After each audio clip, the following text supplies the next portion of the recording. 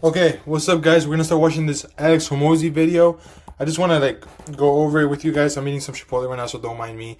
But I want to pause it, see how it can help us, how we can benefit from it here in RunHVAC.co. Yeah, I think that would be very important. So let's get watching. I'm gonna pause here and there, give my input. I'm already 7 minutes in, but that shouldn't be a problem. To reflect that shift in the supply demand of the business. Now, if you're like, oh, but wouldn't it piss off our customers? Of course, everything is about how you frame things. Now, wouldn't it be nicer if we said these are the prices on Thursday, Friday, Saturday, and the rest of the week you get a discount, right? And that'll also drive more people to come the other days, which will then smooth out her demand curve and ultimately keep her staff better utilized during the week. And then by doing that, increase her availability on weekends, which would then drive more people to those times that she can fill back up, but again, at a higher price. Genius. Brilliant. Let me ask you a big question. Would you say that you have more of a limitation on doing the work or getting customers? Getting new customers. Interesting. So you could handle a lot more volume. Mm-hmm. It's just more demand issue. All right. Beyond that,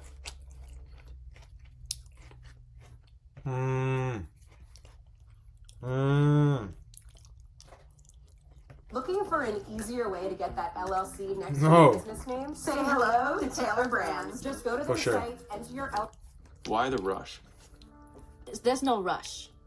It's just that I don't see an improvement. Can I tell you why I ask? Yes. You have 2 or 3 different partners? Mm-hmm. Why'd you take the partners on?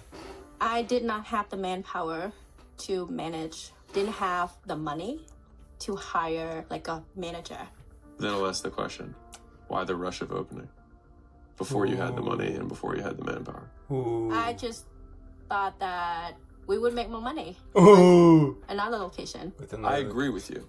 You probably already noticed though that the next location is significantly harder than the first one. And the profit, I'll bet you a big part of the profit is probably from your first, the ones that you have the most direct control over. So I thought when I opened more locations, I would make more money. But then I realized the manager aren't training the new employee as well. The fulfillment of the service are not as good. Some locations aren't doing as well. Ooh. So I have a lot of... So Hormozi here's gonna talk about. Let me just guess some guesswork.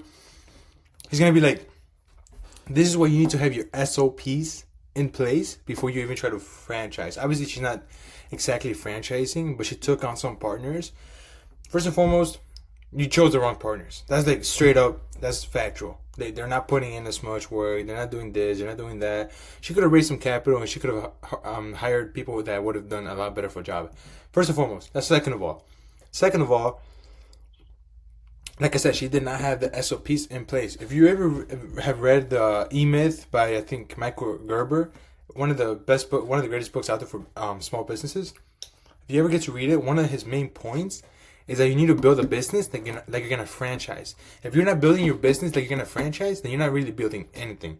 Then you can't really copy paste. You want to copy paste. For example, when it comes to the HVAC industry, to the HVAC sector, and the way you want to franchise is you want to set up like an office with CSRs, technicians, a GM, a general manager, and you want to be able to let that run smoothly. You get the marketing done, the marketing angles, channels, etc. You get everything, all the SOPs, all the operations, everything. You get it done, you get it complete, and then you franchise out. That's kind of how you do it in HVAC. Obviously, I'm just relating this to HVAC. This is something that we want to do. We want to create perfect, not perfect, but 99.9% perfect SOPs. Standard operating procedures. Let's continue. For Ani, because I made the same mistake. There we go. And so I had 6 locations almost to the, same thing. I had multiple partners. I did this. And the reality is that if I had just continued to cash flow, the first location that I had, rather than getting really aggressive with my expansion, I would have expanded better, more profitably, and I probably would have had a stronger brand going into new markets. And so sometimes we have to go against our desire to do things fast, make them easy, just make quick, big bets on new people that are unvetted or untested. Whereas if she had been able to maintain control and maybe have 3 locations by the same time period and she owns them all outright, she would be consistently stomping out these new locations. Because here's the really fun fact. The fastest way to 5 locations isn't the fastest way to 50 locations. You might go slower for your first 1, 2, 3, 4.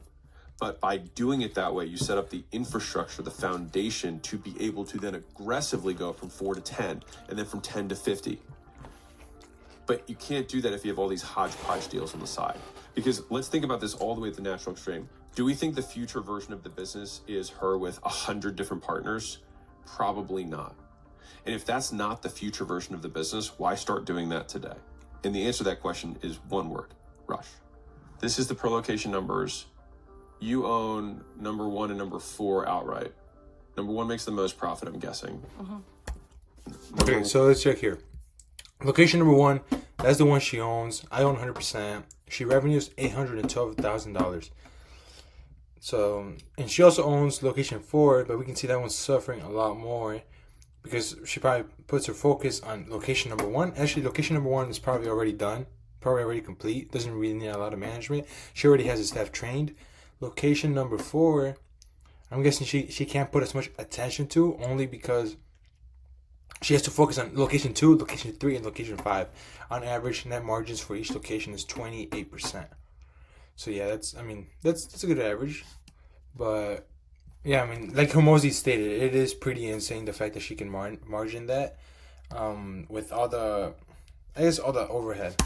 Number 4 outright. Number 1 makes the most profit, I'm guessing. Does that one run 28 or is it higher margins there?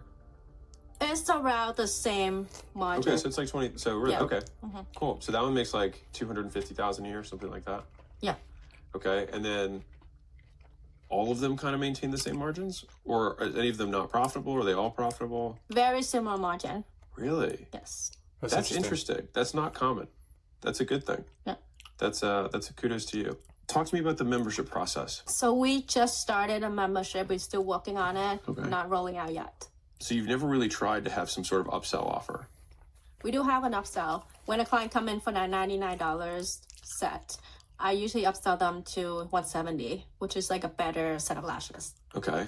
What percentage do you upsell? I can upsell 90% of the time. What about the team?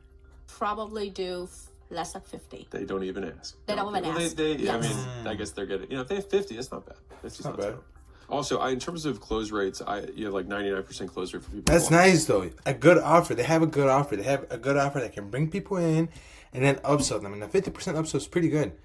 And the fact that she can do 90 plus, that tells me, that should tell everyone that if she can do 90 plus, she can train all the other staff to be able to get to those same numbers.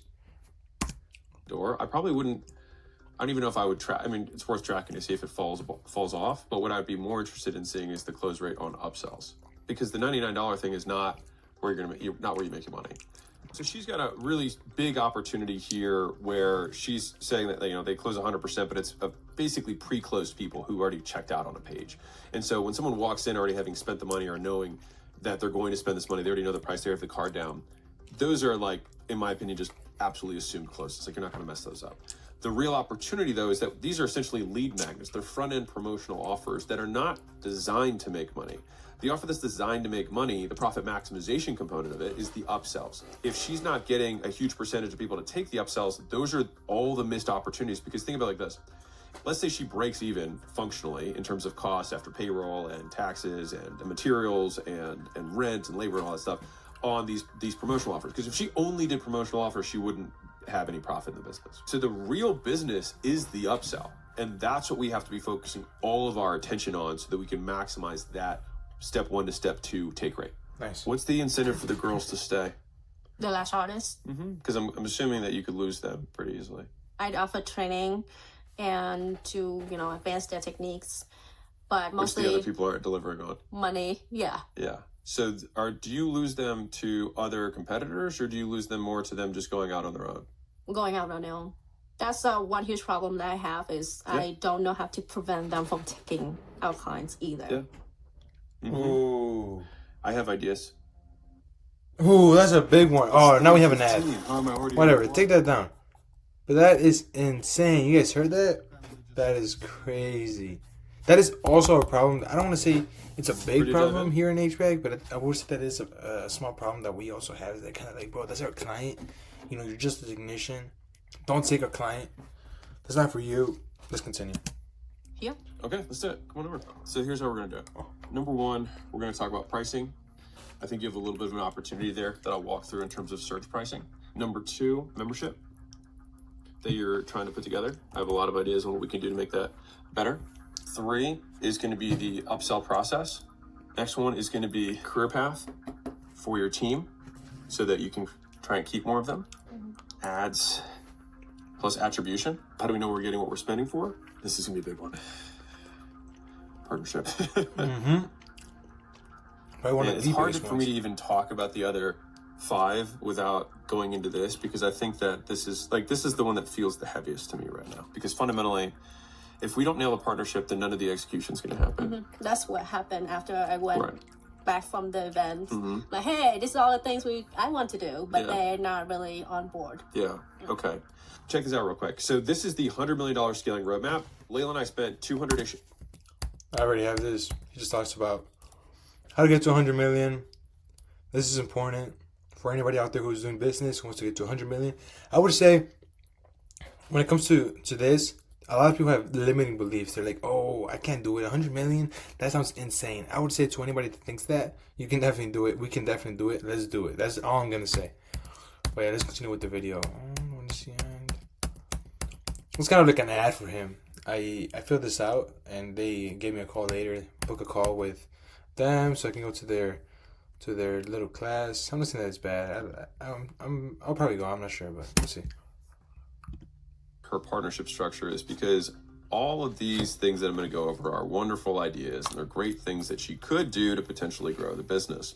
But if she's using up 80% of her mental bandwidth on these partnerships, then she's never going to be able to execute any of this. I want to maximize the likelihood she succeeds, and part of that is deconstructing the biggest time drain she has, which is these partnerships that she hasn't visited yet. Which is why one of my favorite quotes is, everything you want in life is on the other side of a few hard conversations. You know, my heart goes out to her with the partnership situation, and I know that firsthand, having 9 failed partnerships. All the big jumps in my career happened after I had tough partnership conversations. If she doesn't deal with this thing, it's just going to get bigger and nastier. And so you might as well deal with it now. And so this is me also talking to Ani and her potential partners. Please try and resolve whatever concerns you have and set up clear expectations. Don't leave it in the gray. Don't leave something there because you don't want to confront the issue. Like, whatever you say to your husband or you say to the people behind one another's back, just say it to each other. Get it out there, be clear about what you want, and then ultimately I think it's going to be better for all parties. I think that your initial inclination is right, which is that you have option 1 is that there's a role that doesn't exist within the business, which is to do this level of work. And so I'll tell you a story. So when I had my first partnership ever, our second partnership ever, I had 2 people come into the business, and so they were all 1/3 partners. But I was the one who ran the gym, but I didn't get paid any more than the other 2 partners who didn't step from the gym comparatively to the amount of hours I did. The big issue that I had was that I never asked for basically what I should have probably been paid, which would have been what a manager would have been paid. And so the actual business has artificially high profit margins because there's a role that I'm doing as owner, but I'm also doing the role of somebody who would be working the business. Because long-term, in order for it to really scale, you can't work in it. So you're basically running as manager probably for multiple locations right now. You're basically doing as an unpaid manager, which is not uncommon in the very beginning, but over time, it's like as cash flow is there, you really want to have that role so that later you can say, I'm going to hire someone and we're going to pay them the same amount that we paid me to take this role. And so it should be the rate that somebody else would be able to do the same work for. It's super important for Ani or anybody who has a model that they intend to scale to pay what would be market rate for the role that they're fulfilling within the business. And the reason that's important is because if you want to open up more locations, you're going to have to leave that location, which means you're going to have to backfill your skill set there. There's a couple components to this. One is if you're doing like 4 different things at 25%, then that means there's something wrong with the model. We need to better organize the team and the roles so that all of that work gets covered. And if somebody else is going to come in and do those, 4 25% roles, fine, but we need to make sure that that's factored into our return on capital in terms of how much it costs to open up a new location versus how much we're going to make from it. And so let's say that we've got a location that's making $300,000 in profit and it costs us $50,000 to open. We'd be like, oh my God, let's open a ton of these. But we then find out that it costs us $200,000, for example, to pay somebody who's good enough to be able to execute the business model there. All of a sudden now, we're making only $100,000 in profit per location on $50,000 invested. Now, mind you, that might still be a good return, but we still have to factor all of those pieces in. Is this the real return or is this artificially inflated because people are acting as owners and just getting a profit share of it. And it's not really built into the overall economics of the model. And this is why we say nail it, then scale it. That's option one. The other option is if you decide that you don't think the partnership's going to work out long term, that I do think it makes sense for you to split the partnership. Now, there's two paths there. So path one is that she buys you. The other path is you buy her, right? Now, I think the fairest way to approach it is to do something called a shotgun offer, which is like, I will buy you out for this, but I will also accept that for you to buy me out. Yeah. And so you can basically make the price and the term. So it's like, pay me over 2 years, pay me over 3 years, don't have to pay it up front. But when that happens, you're going to be running this business and I'm going to be running my own locations. Mm-hmm. I think that if we get this right, I think the locations that you have will continue to grow even better. It's just the problem is, what if they say no to the buying out part? Well, the thing is that you have leverage, which is if you're the working partner, you can say, well, then I'm not going to work anymore. Okay. So there's leverage. Yeah. And to be fair, they have the equal opposite leverage. But if they already are not working, then there's less leverage. Being the person who works and brings it in always gives you leverage in a relationship. The idea here, though, is that I think the fairest offer is I will buy you out at this, but I'll also accept that. But either way, I don't think this is going to work long term because we have different goals. Yeah. And also because you have multiple locations together, you might be able to do just a straight equity swap, which is like you're 50-50 here and 50-50 here. Let me just take this one, you take that one, and we just go our separate ways. And that's super smooth because then you really, it's an in-kind transaction. There's no taxes. And you basically just swap equity for equity. Yeah, I've actually done a deal like that. That might be the cleanest thing for you to do because it's a clean break. And now all of her focus is like, I just have to make this one profitable. Yeah. And then you just get the other full one. And if you want to be really generous about it, you can say, I'll let you pick which one. Okay. If you want to be really generous with it. Yeah. How do you think she thinks she'll take that? I think it's a pretty reasonable offer. Yeah. Yeah. Well, that gives you 3 different paths. I think the salary thing is going to be hard given what you said. It sounds like a clean break is the way to go. So either buy me out or let's just trade. So we have path A, you do an increased profit share.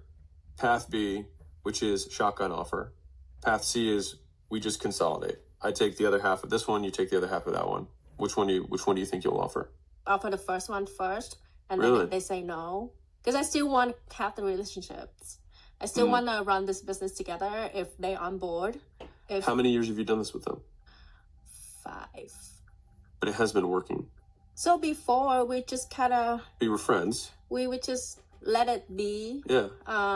There's not a lot of growing the business. Right. Does make sense? Just more like hiring and... You have different goals. Yes. Now it's like, I want to make each customer be happier with the service. Sure. I want to improve our employee. You have higher goals than what she wants to do, which there's nothing wrong with that. She's a family, she has another career, whatever. Yeah. Can I give you my 2 cents? I think you should do the equity swap. Thing is that I think you'll be able to keep the relationship longer term. Basically, because if you have an ugly end of the partnership, which, the profit share percentage, then there's like, well, now I feel like I'm getting paid even less, and you're really just doing what you were already doing. You're just being greedy. There's the shotgun offer, which then, one of you is writing a check to the other person for the next 2 years, and that kind of stings every month. Yeah. The equity swap's a very clean way to end it, and it's just unique to the situation that you have because you both own multiple locations together. And so I think consolidating that is very clean. And then at that point, you can be 100% friends and you can share all the secrets that are working, with one another, but she can choose to do whatever she wants. With her location. Right. And that way you can still talk business. You can still talk all the things you normally do, except the stakes are less. And if she doesn't want to do something, she doesn't have to do it. Yeah. That's my advice. Because I think that you want to run faster than someone else does. And that's very hard to keep long term. Yeah. Former CIA That is 100% true. She should take the gunshot offer only because, I personally, they don't match the vision. She has a full-time job, the other lady. Like, why are you going to be with someone who already has another job and they don't share the same vision, the same passion, the same goals as you? Take it your own way. Hire your own managers that you don't give as much equity. Or any equity for that matter, you just pay the salary. You put in place some SOPs. In the future, if you need capital to open other locations, then you just get more capital from some sort of loan or something. You don't really need partnerships at this level. Partnerships are to move you forward. The partnership is keeping a partnership with her. It's not really moving you forward. All she can do is exactly the same thing that another manager can do. You get what I mean? So yeah, I completely agree with Hormozi. That's the most interesting. That's the best thing that she could do, in all honesty.